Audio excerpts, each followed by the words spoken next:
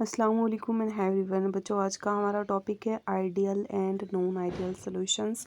ये आइडियल और non ideal solutions जो टॉपिक हम पढ़ेंगे ये एप्लीकेशंस हैं रॉल्स लॉ की। तो आज के इस लेक्चर में हम सिर्फ आइडियल सॉल्यूशन करेंगे। Non ideal solution I will take up in the next lecture इंशाल्लाह। तो सबसे पहले हम देखते हैं आइडियल सॉल्यूशंस क्या होती हैं। तो देखो, सॉल्यूशन दो या दो से ज़्यादा कंप्लीटली मिसिबल लिक्विड की, उसको हम टर्म देते हैं नॉन आइडियल सॉल्यूशन, अगर वो ओबे करती है रॉल्स लॉ को एट ऑल कंसंट्रेशन। ठीक है, मतलब क्या हुआ कि आपने क्या किया, दो या दो से ज़्यादा कंप्लीटली मिसिबल लिक्विड, मतलब जो एक दूसरे में मिसिबल हो जाएं। जैसे आपने पानी और तेल को ले लिया, तो क्या पानी और तेल आपस में कंप्लीटली मिसिबल है? नहीं है ना। तो ये जो है ये आइडियल सोल्यूशन नहीं है। जैसे पानी के बीच आपने दूध डाल दिया तो कंप्लीटली मिसिबल है। ठीक है, जैसे वाइन में आपने पानी डाल दिया तो कंप्लीटली मिसिबल है।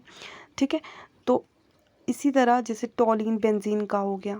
ठीक है, तो मतलब पोलर पोलर में और नॉन पोलर में ये चीज़ करनी है आपको, क्योंकि polar dissolve polar, non polar dissolve non polar, है ना। तो अब यहाँ पर क्या है कि आपने क्या करना है कि दो या दो से ज़्यादा कंप्लीटली मिसिबल लिक्विड्स को हम उनका सॉल्यूशन बनाएंगे और उसको आइडियल कब बोलेंगे?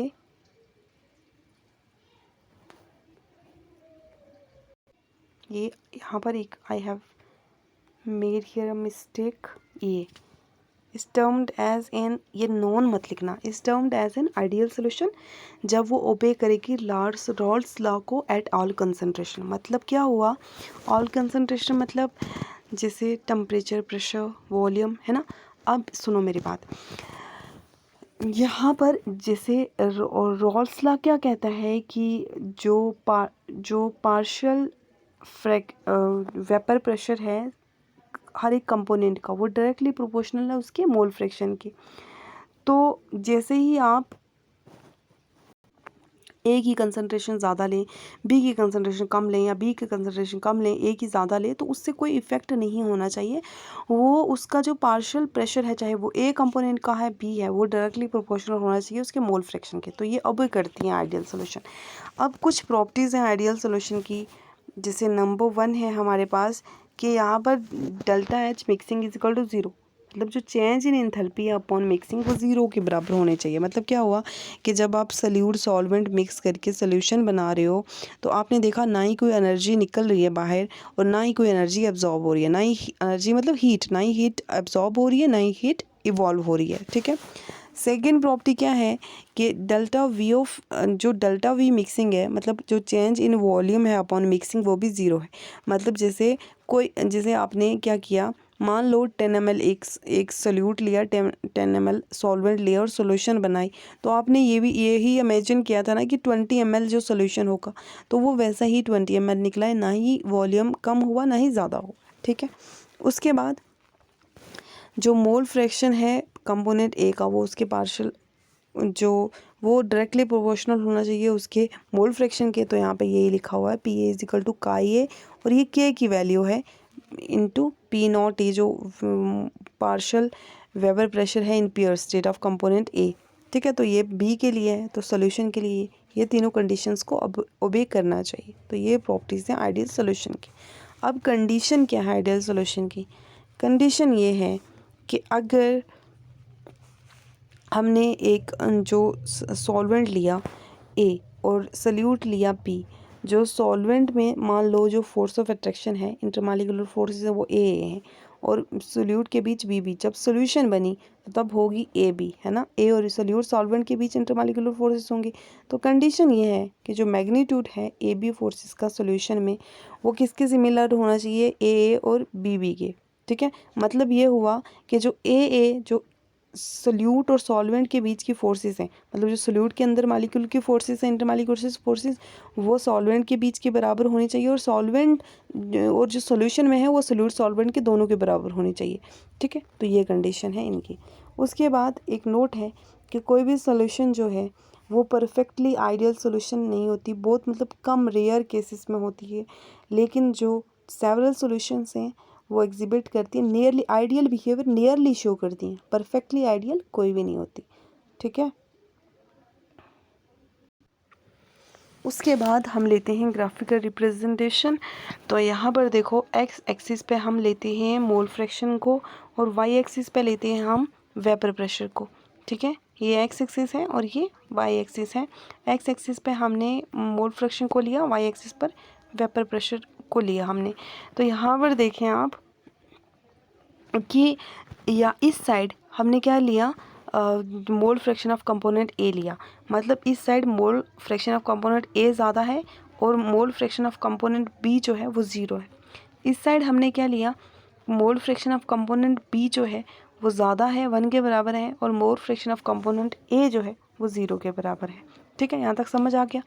अब यहाँ पर हमने mole fraction of component A लिया था, तो यहाँ ऊपर क्या लिख दिया, partial vapour pressure of component A in pure state. तो यहाँ पर हमने mole fraction of component B लिया था, तो यहाँ पर हमने क्या ले लिया, partial vapour pressure of component B in pure state. ठीक है, अब यहाँ पर देखें आप,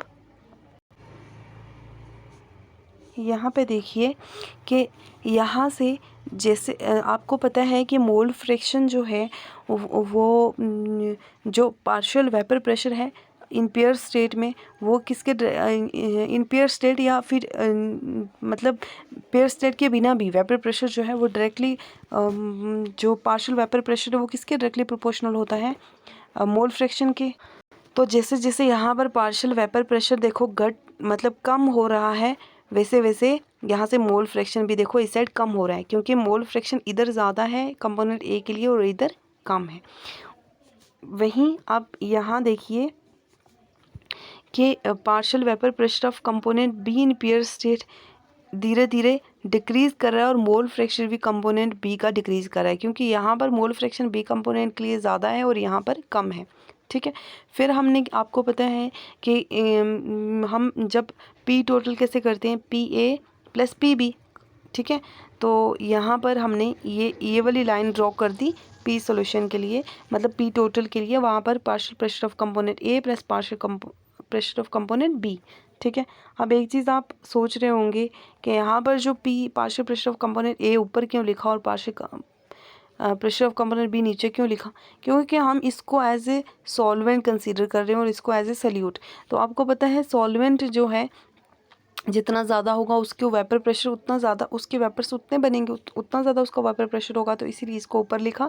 और ये जितना कम होगा सल्यूट तो उतनी इसके कम वेपर्स बनेंगे और पार्शियल जो वेपर प्रेशर है वो भी कम रहेगा, तो इसलिए इसको नीचे लिखा। ठीक है, अब एग्जाम्पल्स की तरफ मूव करते हैं। तो एग्जाम्पल्स में हमारे पास है n hexane n heptane, chlorobenzene chlorobromobenzene, n butyl bromide और n butyl chloride, ethyl bromide ethyl iodide, benzene plus toluene. ठीक है, ये यहाँ पर मैंने दिखा है एक एक्सेप्शन। तो ये क्या कहानी है, मतलब आपको अगर बोला है कि आइडियल सॉल्यूशन को पहचानने की बात अगर करें तो यहाँ पर आपको एक ट्रिक या एक छोटी सी बात याद रखनी है, वो ये है कि इनमें एक चीज़, दोनों में जो दोनों कंपोनेंट आप ले रहे हो ना, दो सोल्यूशन जो ले रहे हो, सॉरी दो कंपोनेंट सोल्यूट और सॉल्वेंट, उन दोनों में एक चीज़ कॉमन होगी, सेम होगी। जैसे यहाँ पर एन और एन कॉमन है, हेक्सेन और हेप्टेन। यहाँ पर देखो क्लोरोबेंजीन है, यहाँ पर ब्रोमोबेंजीन है, तो बेंजीन बेंजीन कॉमन है। यहाँ पर एन ब्यूटाइल ब्रोमाइड है और यहाँ पर एन ब्यूटाइल क्लोराइड है, एन ब्यूटाइल कॉमन है। यहाँ पर इथाइल ब्रोमाइड है, इथाइल आयोडाइल, तो इथाइल इधर भी है इधर भी है। तो ये जो टॉलिन और बेंजीन की एक्सेप्शन है, इनमें कोई चीज़ कॉमन नहीं है, तो ये भी आइडियल है। ठीक है, तो आइडियल सोल्यूशन को आप ऐसे पहचानेंगे। तो हम अब नेक्स्ट लेक्चर में हम लेंगे नॉन आइडियल सोल्यूशन। तो अगर ये तीन चीज़ें जो यहाँ पर मैंने अच्छे से नहीं समझाई, क्योंकि मैंने कल वाले लेक्चर में बताई हुई हैं ये कि आइडियल सॉल्यूशन है, या मैं एक बार इसको भी डिराइव कर लेती हूँ। तो देखें, ये एक मैं डिराइव करूँगी, बाकी आपको खुद पता चल जाएगा। देखो, partial pressure of component A is directly proportional to mole fraction of component A. ठीक है, इस प्रोपोर्शनलिटी के साइन को हटाने के लिए हमने यहाँ पे लगाया था P A is equal to K chi ए। ठीक है, ये वाली इक्वेशन आई थी हमारे पास। अब यहाँ पर देखें, अगर हम कंसीडर करते हैं कंपोनेंट ए को पेयर स्टेट में, तो तब पी ए किसके बराबर हो जाएगा, पी ए बराबर हो जाएगा पी नॉट ए के बराबर हो जाएगा। ठीक है, और जो मोल फ्रैक्शन है वो 1 के बराबर हो जाएगा। ठीक है, और फिर हमारे पास अब जब ये वैल्यू इस वाली इक्वेशन में पुट करेंगे तो हमारे पास ये इक्वेशन निकल के आती है P naught A is equal to K into one. तो अब k इंटू वन के ही होगा, तो k की वैल्यू पी नॉट ए निकल के आई। इस वैल्यू पर अब दोबारा k की वैल्यू डालेंगे तो P A is equal to, कहाँ पर हमने निकाल, हाँ, P A is equal to P naught ए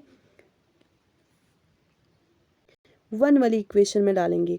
ठीक है, जहाँ पे हमें क्या मिला था, P A is equal to K into chi A, इस वाली वैल्यू, इस वाली इक्वेशन में डालेंगे दोबारा से। तो P A is equal to K की जगह पी नॉट ए डालेंगे इंटू काई ई। तो यही इक्वेशन यहाँ पर लिखी हुई है। ठीक है, थोड़ा रीअरेंज है, इसको इधर लिख दिया, इसको इधर लिख दिया। ठीक है, बात सेम ही है। तो दूसरा भी ऐसे ही है, आप कल वाला लेक्चर देखें। अगर नहीं समझ आता तो क्वेरी सेशन में फिर पूछिए, मैं फिर से डिस्कस कर लूँगी। तो आज के लिए इतना ही, थैंक यू।